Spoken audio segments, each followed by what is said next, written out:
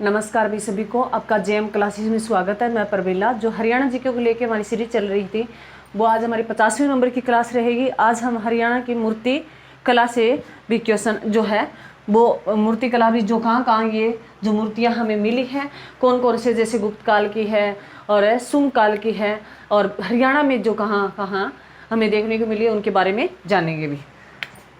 तो सभी बच्चे जय माँ सरस्वती का नाम ले भी। हरियाणा जी की हमारी सीरीज रहेगी वो 50वें नंबर की क्लास रहेगी और आप हरियाणा की मूर्ति कला से क्वेश्चन भी पढ़ेंगे। इसके बारे में क्वेश्चन आता ही आता है एग्जाम में।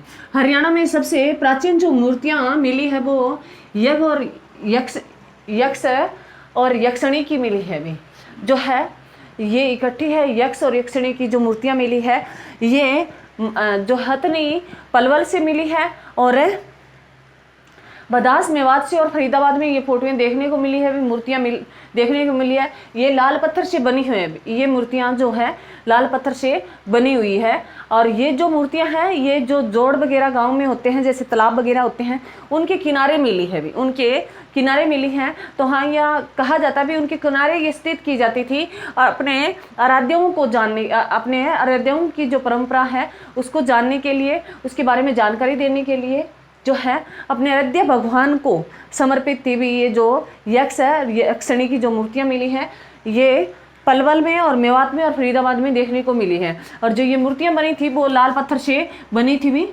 मोस्ट इंपॉर्टेंट है, यहाँ से क्वेश्चन पूछा ही जाएगा। उसके बाद सेकंड, ये वेरी वेरी इंपॉर्टेंट है अभी। हरियाणा में दूसरी सदी की सूर्य स्तंभ पर बनी मूर्ति जो मिली है वो कुरुक्षेत्र के अमीन से मिली है भी, कुरुक्षेत्र के अमीन गांव से मिली है भी।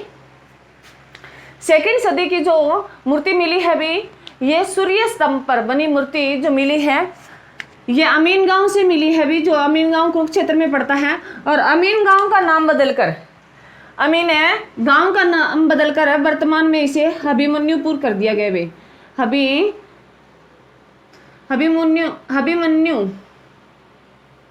अभिमन्युपुर कर दिया गया भी, ये ध्यान रखिए, अभिमन्युपुर कर दिया गया है। अभिमन्युपुर भी जो अर्जुन के कुरुक्षेत्र में भी महाभारत का युद्ध का उसका वर्णन मिलता है हमें। और कुरुक्षेत्र थानेश्वर जो एरिया है, कुरुक्षेत्र यहाँ कुरु से जाना गया है भी महाभारत में। इसे कुरुक्षेत्र वाला एरिया जो है ये सरस्वती नदी के किनारे जो महाभारत की रचना की थी वेद व्यास ने की थी, उन्होंने कुरुक्षेत्र के बारे में कुरु से संबोधित किया है। तो ये ध्यान रखना, कुरुक्षेत्र का अमीन जो गाँव है वहाँ से ये प्रतिमा मिली है, सूर्य के स्तंभ पर प्रतिमा मिली है। और ये अमीन गांव का नाम बदलकर अभिमन्युपुर कर दिया गया है। अभिमन्यु जो था अर्जुन का बेटा था भी। और ये जो है जो चक्रव्यूह महाभारत में रचा गया था उसमें जो उसको जानने की तो बातें पता थी परंतु बाहर निकलने की नहीं पता थी, और वहाँ उनकी मृत्यु हो जाती है। और वही उस गांव का नाम जो है पड़ता कुरुक्षेत्र का एरिया था वो अमीन था, पहले उसका नाम अमीन गांव था और वर्तमान में उसका नाम बदलकर अभिमन्यु पर किया गया है भी। तो उसका जहाँ अभिमन्यु से वहाँ लिंक था क्योंकि वहाँ अभिमन्यु को मृत्यु हो गई थी और उस गांव का नाम बदलकर अब क्या कर दिया गया, अभिमन्युपुर कर दिया गया। मोस्ट इंपॉर्टेंट है, एग्जाम में क्वेश्चन पूछता है। उसके बाद अगर बात करें शुंग कुषाण काल की मूर्तियाँ, शुंग कुषाण काल की जो मूर्तियाँ हैं ये लाल पत्थर से बनी हुई है, ये मूर्तियाँ लाल पत्थर से बनी हुई है और ये मूर्तियाँ मथुरा कला से प्रभावित है भी। जो शुंग कुषाण काल से संबंधित जो मूर्तियाँ मिली है, शुंग कुषाण काल से मूर्तियां, और हरियाणा जी के में क्वेश्चन पूछता है भी इनसे संबंधित जो सिक्के मिले हैं शुंग कुषाण काल से, वो भी जो हम पढ़ेंगे खोखरा कोट है जो रोहतक में, वहां से सिक्के मिले हैं, उसका भी मैं जिक्र करूंगी। तो शुंग कुषाण काल की जो मूर्तियां बनी है, फोटोएं बनी हुई थी वो मथुरा कला में जो फोटोएं हैं उनसे रिलेट करती फोटोएं मिली हैं भी, मूर्ति मिली है। तो ये ध्यान रखना भी उनमें जो कला है वो कौन सी थी, मथुरा की कला थी भी, यूपी की। अगर बात करें हरियाणा के शुद्ध जो फरीदाबाद भी आपसे मैंने डिनोट किया, फरीदाबाद भी शुद्ध भी फरीदाबाद है, जहां से ये जो है मूर्ति मिली है भी, शुंग कुषाण काल की जो मूर्ति मिली है। और ये शुद्ध जो है फरीदाबाद में पड़ता है। शुद्ध को हमें जो दूसरी शताब्दी में संगीत के साक्ष्य भी शुद्ध से मिली है, फरीदाबाद के शुद्ध से, जहां से एक बैलगाड़ी मिली है, बैलगाड़ी में जो कुछ एक लोग बैठे हुए थे तो आइडिया लगाया गया भी उनके हाथों में कुछ जो संगीत जो औजार मिले हैं तो उनसे आइडिया लगाया गया भी ये संगीतज्ञ होंगे भी। सेकेंड शताब्दी में एग्जाम में बहुत बार क्वेश्चन पूछा गया है। उसके बाद अगर बात करें खोखरा कोट, खोखरा कोट जो रोहतक में पड़ता है भी, खोखरा कोट रोहतक मोस्ट इंपॉर्टेंट है, बहुत बार क्वेश्चन आया। खोखरा कोट भी रोहतक है। खोखरा कोट से भी ये मूर्तियां मिली हैं और खोखरा कोट से ही इंडो ग्रीक सिक्के डालने के सांचे मिले हैं भी। खोखरा कोट से इंडो ग्रीक है जो सिक्के हैं डालने के सांचे मिले। बहुत बार एग्जाम में क्वेश्चन पूछे जाते हैं भी इंडो ग्रीक जो सिक्के हैं वो कहाँ से मिले हैं, ये खोखरा कोट रोहतक से मिले हैं। बहुत बार एग्जाम में क्वेश्चन आए, मोस्ट इंपॉर्टेंट है। उसके बाद संगोल है, संगोल जो गुजरात से मिला है भी, संगोल है गुजरात से, सॉरी गुरुग्राम से, गुरुग्राम भी गुरुग्राम से मिला है। ये जो है सुंकोसान की जो मूर्तियां मिली हैं वो सूद से फरीदाबाद से मिली है, खोखरा कोट रोहतक से मिली है और संगोल गुरुग्राम से मिली है भी। मोस्ट इंपॉर्टेंट है। और खोखरा कोट से ध्यान रखना भी यहाँ इंडो ग्रीक जो सिक्के मिले हैं और यहाँ उस सिक्कों को डालने के सांचे भी मिले हैं। कुषाण काल से संबंधित अगर सिक्के पूछे भी कहाँ से मिले हैं तो सबसे ज्यादा जो है खोखरा कोट से मिले हैं, रोहतक से। बहुत बार क्वेश्चन आया। आगे बात करें बीसी काल में, सुंग कोषाण काल में महात्मा बुद्ध की मूर्ति मिली है भी। महात्मा बुद्ध की मूर्ति मिली है, ये ब्राह्मण बास रोहतक से मिली है, ब्राह्मण बात है रोहतक से मिली है और नौरंगाबाद बिहानी से मिली है भी। इसी काल में महात्मा बुद्ध की मूर्तियां मिली है जो ब्राह्मण बास रोहतक से मिली और नौरंगाबाद है बिहानी से भी मिली है, तो ध्यान रखना भी। उसके बाद जैसे यहाँ जो मूर्तियां मिली है किस किस की, नाचती हुई नारी, नाचती हुई जो सत्री है उसकी फोटो मिली है भी, मूर्ति मिली है।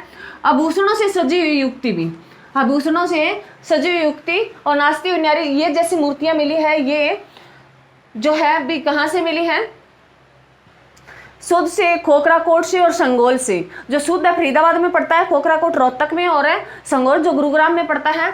और महात्मा बुद्ध की मूर्ति मिली है ये ब्राह्मण बास रोहतक से और है नौरंगाबाद बिहानी से, बिहानी में देखने को मिली है भी, तो ध्यान रखना मोस्ट इंपॉर्टेंट है। उसके बाद अगर बात करें गुप्त काल की मूर्ति भी, हरियाणा में एक गुप्त काल की मूर्ति भी जो गुप्त काल से संबंधित है।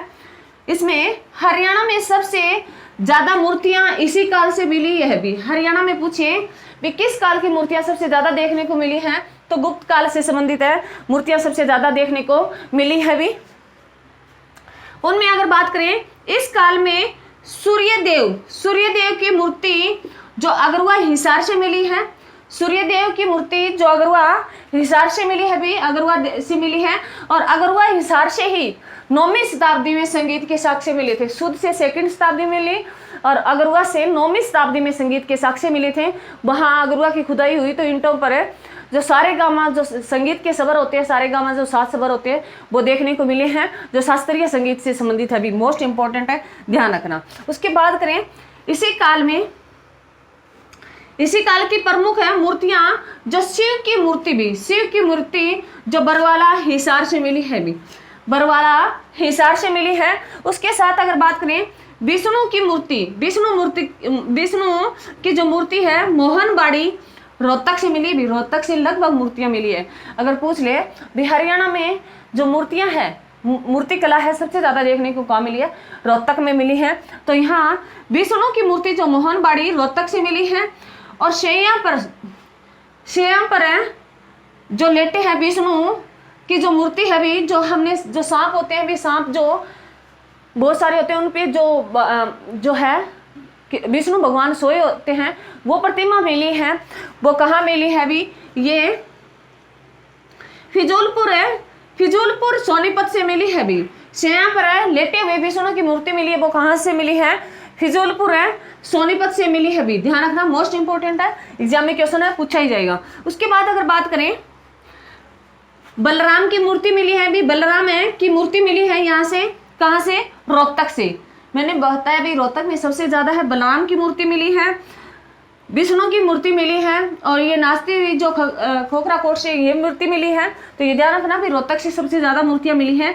उसके बाद अगर बात करें भी 5000 पुरानी प्रेमी जोड़े की अवशेष मिली है जो राखीगढ़ी हिसार में मिले हैं भी।